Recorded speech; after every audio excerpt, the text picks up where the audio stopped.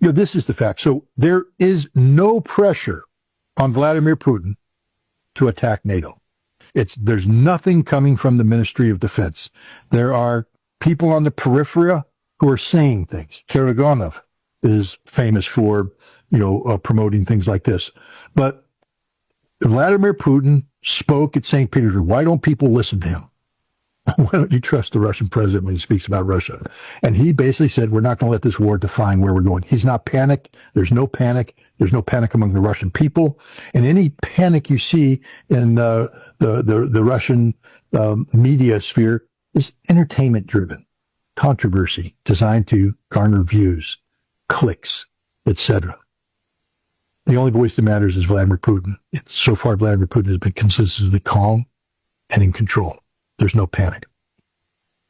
I know you have to run now. I just had a very brief question. How long do you think this war can continue now? Like, how long can they hold on? Because we see things deteriorating a bit, as you said, on the front line. There's a lot of front lines where the Russians are now just punching through. How long do you think the Ukrainians will be able to hold on here?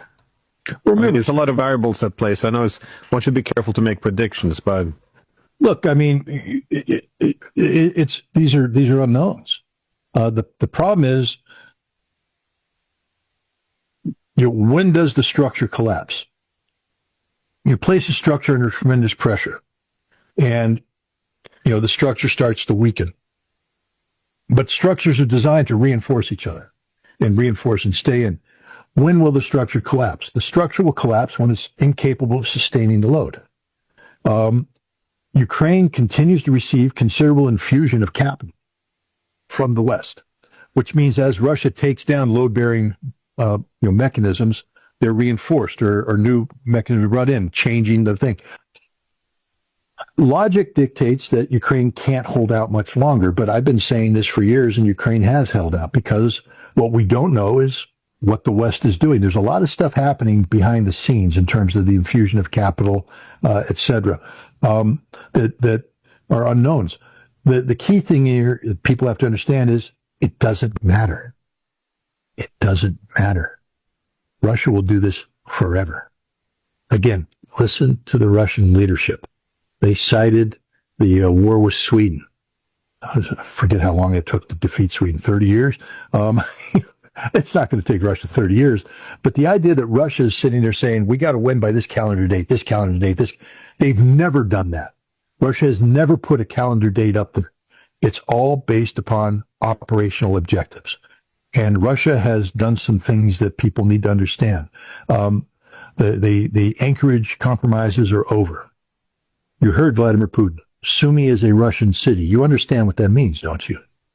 Sumy is Russian. Kharkov is a Russian city. You do know what that means, don't you? And Odessa is a Russian city. This war doesn't end in a way that's going to be good for Ukraine. Ukraine will be destroyed by this. Denazification is a reality. And denazification means the literal liquidation of everybody. Vladimir Putin has said, we are collecting names. Your names are on the list. We will hold you to account. Take him at his word. This is why there will not be a Zelensky government post-conflict. Zelensky will be dead or in jail or run away. Syrskyi is gone. Zaluzhny, history.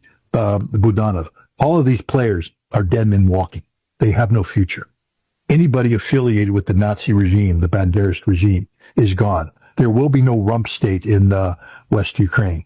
Lvov, sort of a bastion of Banderist ideology. Every single Banderist in Ukraine will be eradicated. That's how this war ends.